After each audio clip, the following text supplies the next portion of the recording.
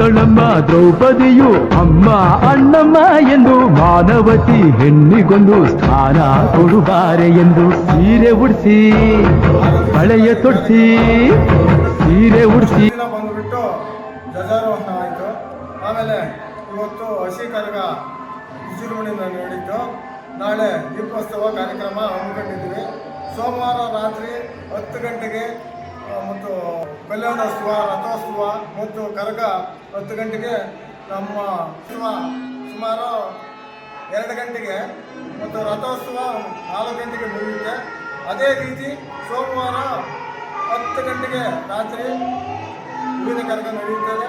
ನಮ್ಮ ಸುತ್ತಮುತ್ತ ಗ್ರಾಮಸ್ಥರು ಮತ್ತು ಕುಟುಂಬದವರು ಎಲ್ಲರೂ ಸೇರಿ ನಾವು ವಿಜೃಂಭಣೆಯಿಂದ ನಡೆಸ್ಕೊಂಡು 40 ವರ್ಷಗಳಿಂದ ನಡೆಸ್ಕೊಂಡು ಬಂದಿದ್ದೀವಿ. ಆದ ಕಾರಣ ಸುತ್ತಮುತ್ತ ಜನ ಮತ್ತು ಎಲ್ಲರೂ ಸೇರಿ ಒಗ್ಗಟ್ಟಿನಿಂದ ಈ ಕರಗ ಮಹೋತ್ಸವವನ್ನು ಮತ್ತು ರಥೋತ್ಸವ ಎಲ್ಲ ಕಾರ್ಯಕ್ರಮ ನಾವು ಹಮ್ಮಿಕೊಂಡು ಸುಮಾರು 40 ವರ್ಷಗಳ ಕಾಲದಿಂದ ನಡೆಸ್ಕೊಂಡು ಬಂದಿದ್ದೀವಿ.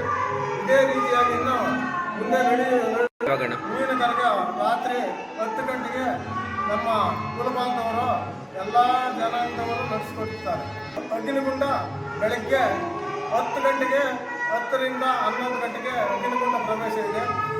ವಸಂತೋತ್ಸವ ಮಾರನೇ ದಿವಸ, ಅಂದರೆ ಎಲ್ಲ ಅಣ್ಣ ತಮ್ಮಂದಿರು ಮತ್ತು ಮಾವಂದಿರು. ನಮ್ಮಲ್ಲಿ 2 ವಿಭಾಗ ಇದೆ.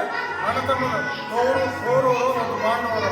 ಕೌರವರು ಬಂದ್ಬಿಟ್ಟು ಮಾವನವರು ಮತ್ತು ಪಾಂಡವರು ಬಂದ್ಬಿಟ್ಟು ಅಣ್ಣ ತಮ್ಮನವರು. ಈ ರೀತಿ ವಸಂತೋತ್ಸವ ಮಾರನೇ ದಿನ ನಾವು ಇಲ್ಲಿ ರಾಜಕೀಯ ಗ್ರಾಮದಲ್ಲಿ ಈ ಕಾರ್ಯಕ್ರಮ ನಡೆಸಿಕೊಂಡಿದ್ದಾರೆ.